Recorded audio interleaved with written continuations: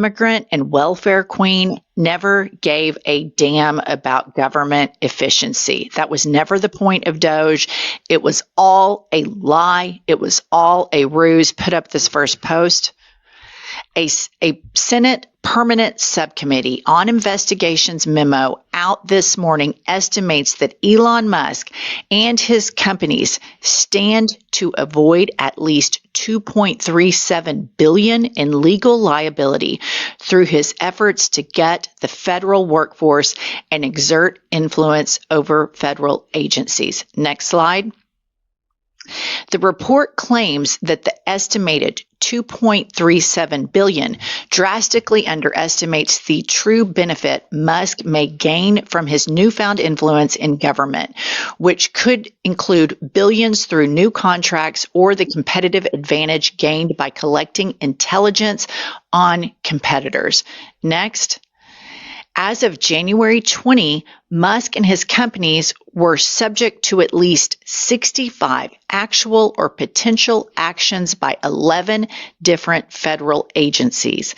The subcommittee estimated financial liabilities for 40 of the 65 actions by 8 federal agencies, including the memo calls on the Trump administration to respond info requests from Congress on Musk's federal entanglements, review contracts, awards, etc. to Musk companies to determine whether measures were in place to prevent undue influence, initiate independent audits of those major contracts. The memo concludes, no one individual, no matter how prominent or wealthy, is above the law. Anything less than decisive, immediate, and collective action risks America becoming a bystander to the surrender to modern oligarchy, public power in private hands. And the last one. On Sunday, Senator Blumenthal also sent a letter with the memo's findings to each Musk company facing oversight action by the federal government, SpaceX, Tesla, the Boring Company, XAI, and Neuralink, and requested more info by May 11th. So this is not as juicy as all the baby mama stuff, but this is so incredibly telling. And it's what everybody suspected that doesn't sit around and freebase Fox News. He did all of this shit on purpose to enrich himself. He was under investigation, 40 out of 65 of those companies.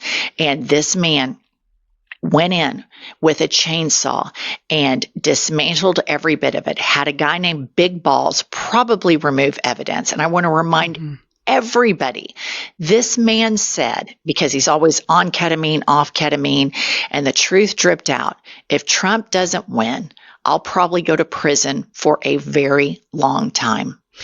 I don't think the letter asking for more information by May 11th is enough. I think they need to issue subpoenas. I think this man needs to account for his behavior immediately. They should have done it from jump. And if we're depending on the Trump administration to make this right, we're in serious trouble. But I'll tell you what's going to happen in my very, very, very much optimistic hope that once midterms are over and Democrats are in power, we haul his ass into Congress to testify, and then he is prosecuted because his crimes will live long past Pam Bondi. And the Supreme Court has not given a private individual in the public sphere unlimited immunity like they have Donald Trump. And I think he should be prosecuted for this because this is corruption 101. What if Trump pardons him on the way out? Well, he can do that, but here's the thing. Some of these are going to be state crimes that he's gotten into with his big overarching companies. They're in every city, in every state. So I hope we have some very brave attorneys general like Letitia James that look at all this and say, okay, you're pardoned federally, but you're not going to be pardoned by the states. What if Trump is impeached? Can an impeached president pardon people on his way out the door? That is a great question. And I don't know the answer to that, but I will absolutely find out because I would think that when Trump leaves, he's pardoning Pam Bondi, Pete Hegseth, all of them. Elon Musk would be at the top of the list. Although you know how Trump is so diabolical, he may not pardon Elon Musk just to watch him fall. just because he's jealous. Yeah, but I do think Elon Musk has goods on Trump. Sure. I believe they have a mutually assured destruction clause. He benefited Trump in illegal ways to help him ascend to the presidency. I think that there's just some deals that they made that are under the table. And the deal was, hey, if I help you, if I game the algorithms, if I do this, if I do that for you, you'll owe me. And I want to go shut down all of these investigations. Well, that's such an easy sell to Trump because he's just like, yeah, it's another witch hunt. Now they're coming after you. But I want to remind you, back before they made their blood bond, Trump used to get on Twitter and rip the shit out of Elon Musk. He would be like, Elon Musk is begging me for help. Yeah. And he's only a billionaire because of these subsidies. Nobody even likes his electric vehicles. And then here they are, he's having a car commercial for him on the White House lawn. But I do think there is trouble in paradise. They're so immature, these guys. So you have Scott Bessent and Elon Musk have a big fuck you fest while Giorgia Meloni, the prime minister of Italy, is in the Oval, and everybody can overhear Scott Bessent, the demon queen, going, fuck you. And Elon Musk is like, say it louder. And he's like, fuck you.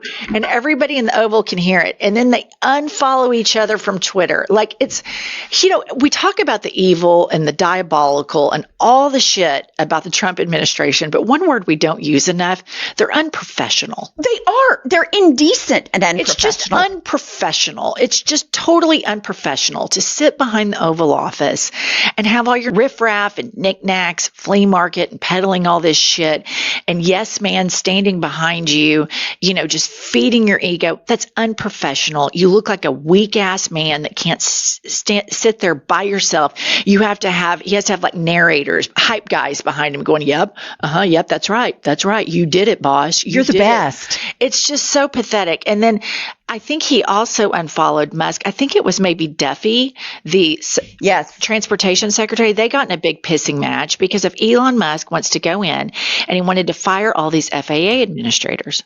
Why? Because Elon Musk blasts a rocket off the coast of Florida, and FAA then shut down SpaceX from having to do that because all these commercial flights are going everywhere and there's debris everywhere. Well, that hurt Elon Musk's feelings. So then he decides he wants to dismantle the FAA. What happens? I think it's 2 weeks into their turn, and we have planes crashing all over the place. And so then they unfollow each other. From Twitter. And so on top of being breathtakingly immature, sophomoric, not experts, for sure some sort of untreated addiction and mental illnesses on all of them, they're unprofessional. This is your job. Be professional. And this is something I want to talk to you about.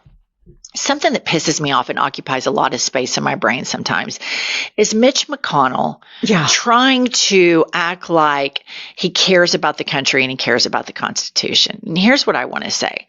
Mitch McConnell is no different than Trump and Musk. The only difference is he wants to be somewhat professional and polite about his racism. Right. And he soft sells everything that it's policy but in reality, you're right. He took Obama's Supreme Court picks.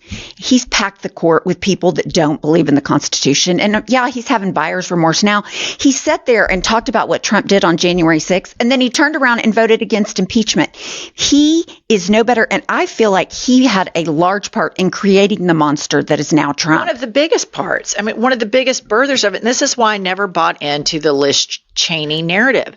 And so many Democrats are like, oh my God, Liz Cheney, she's such a hero.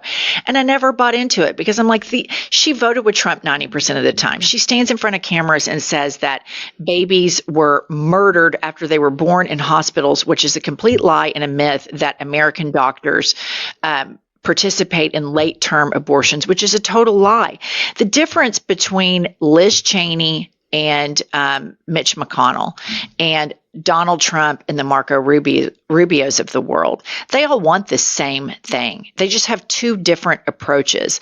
So when I see Democrats embrace the Liz Cheneys or try to say, well, Mitch McConnell voted against something, I'm like, I don't give a shit. because these people, at the end of the day, they like all this MAGA shit. They hate all the same people that Trump hates. They stoke all the same fear, racism, hate, and fire in the rubes across, rural America. They just want to do it a little bit more quietly. Right. And they want to disassociate from Trump because they know what a buffoon he is. And they want to think that they're superior intellectually and morally. But they're the same thing because they didn't stop it when they could have. Maybe about my argument about Trump being professional, maybe that's what Liz Cheney and Mitch McConnell are. Maybe they're just professional about their racism. So maybe I'm wrong to call them out for being unprofessional, because you know what I'd rather see?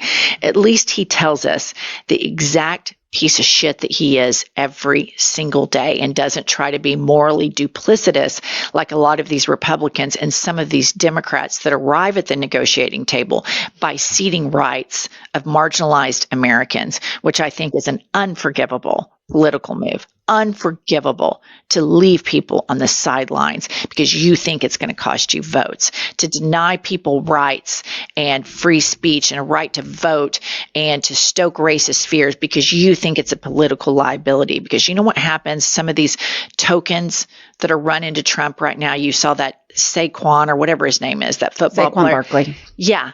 What happens with a token is they always end up getting spent. And that all of these people that are of color, marginalized, what's her name? The Kardashian. Caitlyn Jenner, you're a token right now. And at some point you're going to get spent. So have conviction, have some decency, have a spine, walk the walk, talk the talk, be unrelenting, be uncompromising, because Elon Musk just played everybody. And the damage that the history books, imagine 100 years from now, a South African immigrant comes to the United States of America, gets all of the Americans upset about immigration, and then dismantles the country in the very first time they ever saw an oligarch get on the inside of the government and do a self-coup. I mean, that's going to be the autopsy of it. It's insane. All right, subscribe to our channel. We're trying to get to 1 million, and we'll see you all later.